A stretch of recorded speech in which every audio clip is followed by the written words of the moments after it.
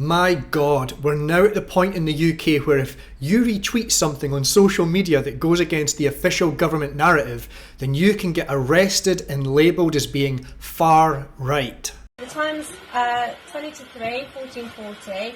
I'm arresting you on suspicion of improper use of the electronic communications network. What? Sorry, sir, but we need to arrest you for saying things on internet. Okay, this is in relation to some comments that you've made on a Facebook page. Okay. Oh, really? Oh, it's a Facebook crime, is it? Okay. Right. So we need to ask you some questions about that. It's just me doing me honest day's work. Gotta pay me mortgage. What a smug, stuck-up, useless DEI c***. They're going to start granting early release to dangerous criminals from prison in order to make room for you in the jails. But members of a certain religion can march in the street with machetes and bats, assaulting people at random, and the police will drive on by ignoring it. Their excuse being that community leaders insisted that these protests not be policed. And they ridicule us for suggesting that there is a two-tiered policing system. Why was there such a low-key, should we say, police presence? Because, I mean, clearly your officers were there, but they were not visible, and yet there were an awful lot of people out and an awful lot of people who were armed with various weapons. So we have really strong business and community relations.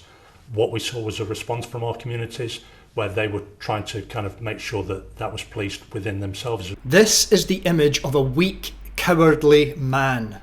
A weak, cowardly man on a huge government salary. The media get threatened by these people live on camera, forcing them to go off air. Then, as they're trying to flee, they get their tyres slashed. Community leaders have been speaking to the police as well because... Free Palestine! Free Palestine! Fuck India! But I think, apologies for the language you're hearing, but a sense of the anger, I think you can hear there. Yeah, Katie, I think Becky, I apologise. We need to leave you there, and Becky, we'll have security there, and... Oh no, there's a scary Muslim man behind me. Please don't hurt me, Mr. Muslim man. I really like Muslims. My best friend's Muslim. Please, I'll submit to Allah. Do not mind anyone. He's seen us. No. He's gonna us. Gonna do the same to us. And the media will still downplay the incident, deleting their original coverage as it doesn't sit with the approved narrative. Using that softened language that I've mentioned before, that the protest was mostly peaceful and there was just a few antisocial incidents. Then they go back to attacking the far right. The police are holding special meetings to capture the grievances of the same communities who protest with machetes and bats, kowtowing to their demands and allowing these community leaders to dictate policing strategy, even steeping as low as using foreign greetings, which indicates who really has more power in this situation. Salam alaikum. Good morning, everyone, and thank you to the leaders and elders that have afforded me this opportunity to speak to you personally. So I must say a huge thank you to the community elders and leaders of Moss who have played a key role in giving me support, information, and most importantly, guidance. I think a lot of people are going to feel pretty unsafe now that the police are opening their public statements with Assalamu alaikum. It's clear that they've chosen a side. So I stand with you. Shukran. Hello, Assalamu alaikum. My name is Phil Hutchinson and I am the Superintendent for Greater Manchester Police based in Oldham. Note the cops are sat down with their masters standing behind them, keeping them in check in what looks like a hostage video they've been forced to make. The police showing that they are in lockstep with media and government by also pushing that propaganda slogan, extreme far right.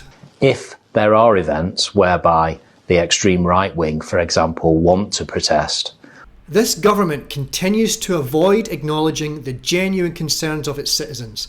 In my opinion, it's Keir Starmer who is pushing dangerous hate speech, making it clear that if you've got any concerns at all about your kids being stabbed, then you'll be slapped with the label of extremist and you'll be fair game for the media to target you.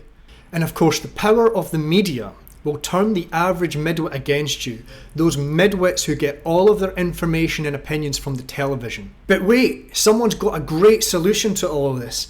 You just need more hope. Hope, not hate. That's the solution, obviously. You just haven't been hoping hard enough.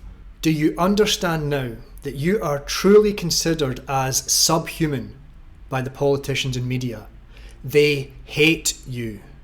The ex-Scottish First Minister Humza Yousaf, my old pal, as usual takes the opportunity to play the victim for a situation that he contributed in creating, adding his claim that he is fully Scottish because he was born in Scotland to parents who migrated there. I'm about as Scottish as they come. Born in Scotland, raised in Scotland, educated in Scotland. Humza Yousaf comes from a position of extreme privilege, having attended one of the most prestigious schools in Scotland. This school costs over £160,000, that's not dollars, pounds per child if they attend from nursery all the way through to secondary school. Then he feels he can lecture you on his perceived sense of victimhood because you've got concerned about migrants attacking your children. White.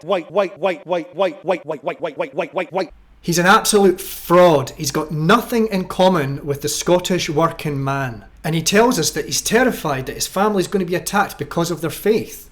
I don't know whether the future for me and my wife and my 3 children is going to be here in Scotland or the United Kingdom or indeed in Europe and the West, because I have for some time really worried about the rise of Islamophobia. You don't think that people in the UK have become increasingly afraid for their lives because of this uncontrolled mass migration that allows anyone to come on over, claim benefits, pop out a few kids, and then those kids can go on a killing spree, claim that they're British, and therefore you're not allowed to link it to migration anymore. Migration which, of course, Humza is such an advocate for. I know many Scottish people who do not feel safe in the Scotland that he and the SNP have created. Yet him and his party gaslight anyone who raises these genuine concerns. Him too jumping on the bandwagon to push the far-right extremist propaganda line. I wrote a column about it actually just about a month ago, the rise of the far-right driven by Islamophobia. No, Humza, I do not condone any violence, whether that's against you or against somebody else. But if you do get attacked, then it's not going to be because of your faith.